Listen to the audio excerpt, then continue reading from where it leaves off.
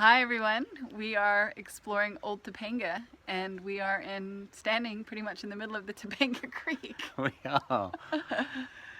And it has water in it now. It does have water on it, and unfortunately probably you won't hear much of the water because it's going to get drowned out by the traffic lights on Old Topanga Canyon. But anyway, we do our best to provide variety in our backdrops. So this morning I was thinking about resistance. I was thinking about how much resistance I have to doing this vlog week in, week out.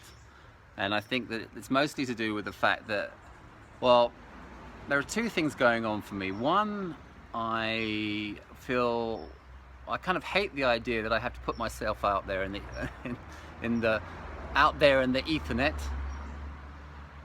Internet? That's a fly. That's not the word that I'm looking for. Though I hate putting myself out there on Facebook and people getting to see me, warts and all, with all my foibles and probably some of my insecurities. And I think that there's a part of me that feels like I should be preparing for these vlogs so that I have something even vaguely helpful or smart to say. And I get nervous about having to be fresh and spontaneous. But then the flip side of that for me is that it's actually great that I don't have to prepare for this, because that would be a real annoyance to have to do this every week and feel like I have to prepare for it. So being fresh and spontaneous avoids that problem. But then it nevertheless comes with this feeling of insecurity of having put myself out there, warts and all. So I don't really like that aspect. So why do you bother doing that? I think I bother doing it because it's interesting for me to explore what it's like to really live in the now without judgment. And what I mean by that, and I guess we were having a conversation last night where piggybacking on someone else was talking about their music. I was seeing how it related to my artwork, where as a kid I would make a mistake at some point while I was doing a drawing or a painting, and as soon as I made that mistake I would screw the piece of paper up and throw it away. And then later on in life I had an opportunity to do portraits for a while, charcoal portraits, and then I would find myself making the mistake and having an absolute fit, and then realizing I don't have the luxury of being able to screw this up because it's on a deadline, I'm being paid for this and I've got to hand it over to these people. And then what would happen is that I would force myself to finish the drawing, and then there would come a point where I'd just forget that I'd made the mistake, and the mistake actually became irrelevant, and I would finish the piece and think, oh wow, that's actually pretty good.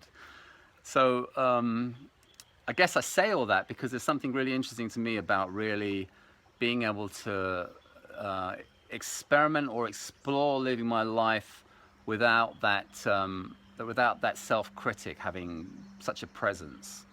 And this would be, doing this vlog is actually another opportunity for that, because my self-critic would have a field day with this once upon a time. Putting myself out there and exposing myself in a very vulnerable way. I would probably do this and do it 500 times until I felt like it was what I conceived as being perfect. So I guess it's there for me is a feeling of, it feels expansive, and it feels relief. It just feels like I guess it's like kind of feeling alive. You're having a turn. I am.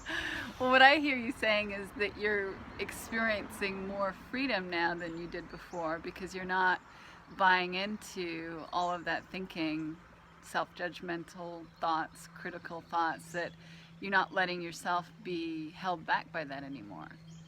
Is that right? Yeah, we might get camera shake because I feel like I've got a fly on my nose. Just scratching.